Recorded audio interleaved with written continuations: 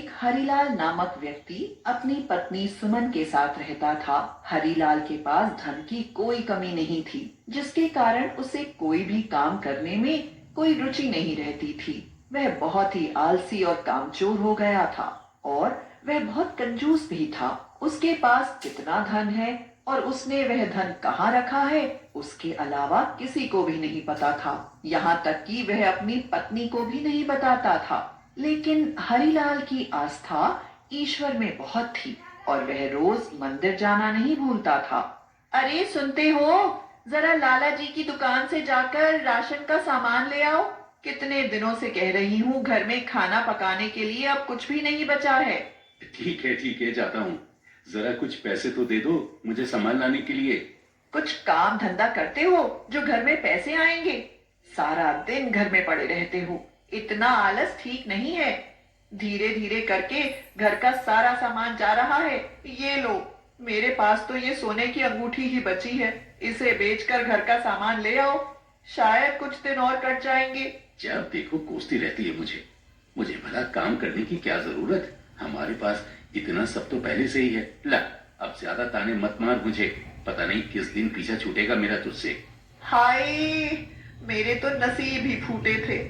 ऐसा आलसी कामचोर पति मेरे भाग्य में आया। हरिलाल सामान लेने के लिए चला जाता है और लाला जी की दुकान पर पहुंचता है। अरे ओ भाई हरिलाल, कैसे हो? क्या सामान चाहिए? अच्छा हूँ लाला जी, बस इस महीने भर का राशन चाहिए और सामान जरा घर पर पहुंचा देना। हाँ, क्यों नहीं। पैसे तो लाए हो ना, या फिर आज कुछ और बेचने आए हो? पैसे तो नहीं है, पर ये सोने की अंगूठी लेकर आया हूँ। देख लो, इसमें से जो पैसा बच जाए मुझे वापस कर देना। अरे भैया हरिलाल, इसमें तो तेरा आधे महीने का ही राशन आएगा। पिछला बकाया भी तो है जो काटना है मुझे। ठीक है, जल्दी भेज देना, मैं चलता हूँ। मंदिर जाने के लिए पहले ही बहुत देर हो चुकी है। मैं सामान का भी भेज दूंगा। तुमसे एक बात कहना चाहूंगा। देखो, तुम्हारे माता पिताजी अपने ही रहे। तुमको कुछ ना कुछ काम करना चाहिए, जिससे तुम्हारा कम से कम घर का खर्च तो चल सके। कब तक तुम घर की चीजों को यूं ही बेचकर गुजारा करते रहोगे? तुम्हारे पिताजी के पास कितना कुछ था और अब देखो तुम्हारे पास सिर्फ एक घर ही बचा है। हाँ, सब पता है मुझे। ज्यादा भाषण देने की जरूरत नहीं है। जब मुझे जरूरत होगी मैं काम कर लूंगा। तुम अपने काम से काम रखो। बेटा, जैसी तुम्हारी मर्जी। मैं तो तुम्हारे भले के लिए ही कह रहा हूँ। पता नहीं सबको मुझसे क्या परेशानी है। सारा दिन खराब कर दिया मेरा। मंदिर जाने में भी देर हो गई। हरिलाल जब मंदिर पहुंचता है तो वहां किसी योगी बाबा का सत्संग चल रहा होता है और हरिलाल योगी बाबा का सत्संग सुनने लगता है। मनुष्य को अच्छे कर्म करने चाहिए और किसी का दिल नहीं दुखाना चाहिए। जो व्यक्ति किसी का भी जाने अनजाने में दिल दुखाता है तो वो पाप का भागी होता है और पापी व्यक्ति को ना तो इस लोक में और ना ही परलोक में सुख मिलता है और उसकी आत्मा इधर उधर भटकती रहती है और उस भटकती हुई आत्मा को ही हम भूत या चुड़ैल के नाम से जानते हैं। भूत और चुड़ैल हमें कोई नुकसान नहीं पहुंचा सकते, क्योंकि वो तो खुद असंतुष्ट आत्मा होती हैं जो केवल दूसरे व्यक्ति को अशांत ही करती हैं। भूत और चुड़ैल की कोई परछाई नहीं होती। हरिलाल ने योगी बाबा का सत्संग बड़ा ध्यान लगाकर सुना और सत्संग खत्म होने के बाद वह घर की ओर चला गया। अरे वो भाग्यवान, लाला जी ने राशन का सामान भिजवाया या नहीं? हाँ, वो खुद ही आए थे सामान देने। चलो ठीक है, कम से कम कुछ दिन तक की तो शांति मिली। अजी सुनते हो, हमारे पास इतनी संपत्ति है, हम कब तक ऐसे गरीबों की तरह जीते रहेंगे? हम यह घर बेच देते हैं। लाला जी इसकी अच्छी कीमत भी दिलवा देंगे। अपनी जरूरत के लिए हम कोई दूसरा घर ले लेंगे और बचे हुए पैसों से ऐश करेंगे। अरे तुम पागल हो गई हो क्या? कोई जरूरत नहीं है इसकी। सुमन हरिलाल की बात सुनकर चुप हो जाती है और कुछ नहीं बोलती। अगले दिन सुबह। अरे वो भाग्यवान, सुनती हो? देखो दिन निकल आया है। इतनी देर तक तो तुम कभी नहीं सोती। रोज तो तुम ही मुझे जगाती हो। तबीयत तो ठीक है तुम्हारी? हरिलाल को सुमन की कोई आवाज नहीं आती तो वह सुमन के कमरे में जाकर सुमन को देखता है और पाता है कि सुमन मरी हुई पड़ी है।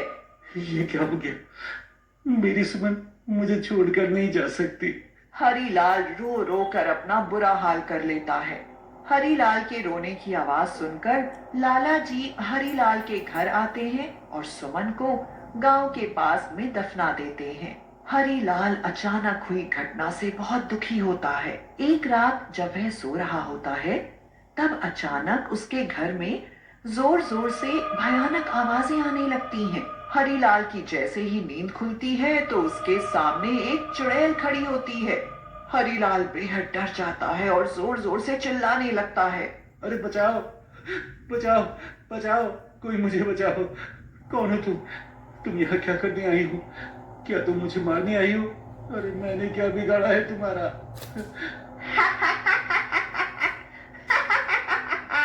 मैं तुझे मारने आई हूँ हरीलाल। मुझे माफ कर दे चुड़ैल। अगर मैंने तेरा कुछ बुरा किया हो तो तुम्हें जो चाहिए मैं तुम्हें दे दूंगा। मुझे छोड़ दो। जो मैं मांगूंगी तू दे देगा? हाँ बताओ क्या चाहिए तुम्हें? तो जा, तेरे पास घर में जितना भी धन रखा है ले आ। मैं तेरा सारा धन ले जाऊंगी और तुझे तेरे धन के बदले में जिंदा छोड़ दूंगी।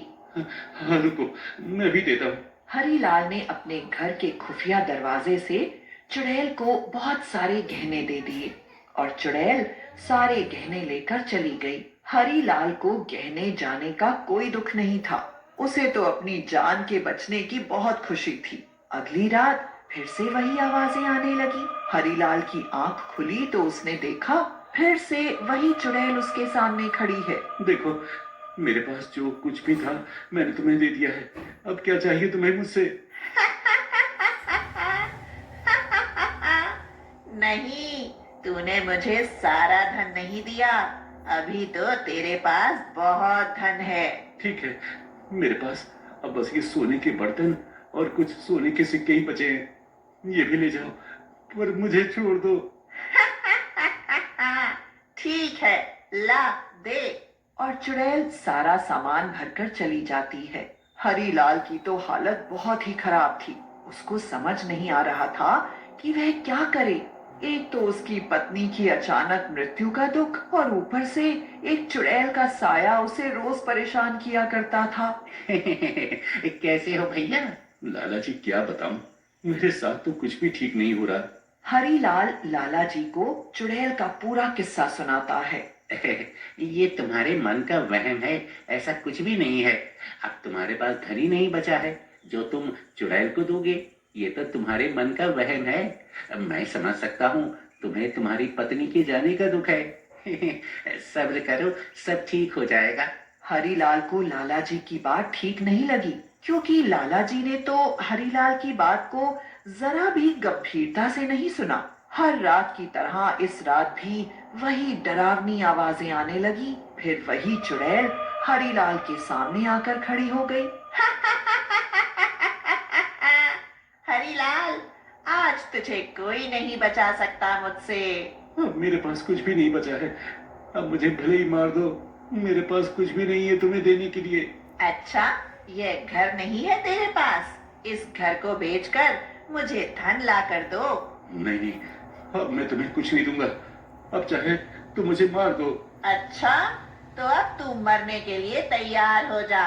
जैसे ही चुड़ैल हरीलाल को मारने की तरफ बढ़ती है तो हरीलाल की नजर जमीन पर पड़ती है और वह देखता है कि चुड़ैल की तो परछाई दिख रही है। हरीलाल को तुरंत उस योगी बाबा की बात याद आती है कि चुड़ैल और भूत की तो परछाई नहीं होती, तो इस चुड़ैल की परछाई कैसे दिख रही है? हरीलाल समझ जाता है कि यह चुड़ैल असली नहीं है। वह हिम्मत दिखाता है और पास ही पड़े डंडे से चुड़ैल को मारने के लिए दौड़ता है। अब चुड़ैल उल्टा हरीलाल से डरने लगती है। अरे अरे, यह क्या कर रहा है? अच्छा, तू तो चुड़ैल है, तुझे किस बात का डर? रुक जा, अभी मजा चखाता हूँ तुझे। मुझे जाने दे, मैं तेरा कुछ नहीं बिगाड़ूंगी। रुक जा, कहाँ जा रही है? हाँ, और मुझे आज मजा चखाता हूँ तुझे। हरीलाल चुड़ैल को डंडे से मारता है तो चुड़ैल का नकली चेहरा गिर जाता है और हरीलाल असली चेहरे को देखकर चौंक जाता है, क्योंकि वह कोई चुड़ैल नहीं, वह तो उसकी पत्नी थी। सुमन, तुम तो मर चुकी थी, और तुम यहाँ कैसे? और तुमने ये सब किया है? अब बता, नहीं तो अब मैं तुम्हें जान से मार दूंगा। मुझे माफ कर दो, मैंने यह सब लालच में आकर लाला जी के कहने पर किया। मैं तुमसे दुखी हो चुकी थी। हमारे पास धन होते हुए भी हम बहुत नीच जिंदगी जी रहे थे। एक दिन जब लाला जी घर में राशन देने आए थे तो उस दिन सुमन, तुम्हारे पास इतना धन है, लेकिन फिर भी तुम और हरीलाल कैसी जिंदगी जी रहे हो? हरीलाल तो सुनता ही नहीं किसी की भी। तुम तो समझाओ कम से कम उसको। क्या करूं लाला जी, ये तो मेरी भी नहीं सुनते। मैं तो तंग आ चुकी हूँ। मुझे तो बस इस आदमी से छुटकारा मिल जाए बस। एक तरीका है जिससे तुम्हें हरीलाल से छुटकारा भी मिल जाएगा और हरीलाल का धन भी मिल जाएगा। और इस तरह हमने यह पूरी योजना बनाई। कहाँ है वो लाला का बच्चा? सबसे पहले उसी का काम तमाम करूंगा आज मैं। हरीलाल सुमन के साथ लाला के घर पहुंच जाता है। अरे लाला, बाहर निकल। अरे कौन चिल्ला रहा है इतनी रात को? लाला, आज तुझे मुझसे कोई नहीं बचा सकता। तुमने मुझे धोखा दिया। लाला जी की नजर सुमन पर पड़ती है तो उन्हें समझ में आ जाता है कि उनकी सारी पोल खुल चुकी है। हरीलाल, मुझे माफ कर दो, मैं लालच में पड़ गया था। मुझे माफ कर दो। लाला जोर जोर से रोने लगता है। हरीलाल को लाला जी पर तरस आ जाता है, लेकिन हरीलाल लाला जी से अपना सारा धन वापस ले लेता है और वह गांव वालों की मदद से लाला जी और अपनी पत्नी को गांव से बाहर निकलवा देता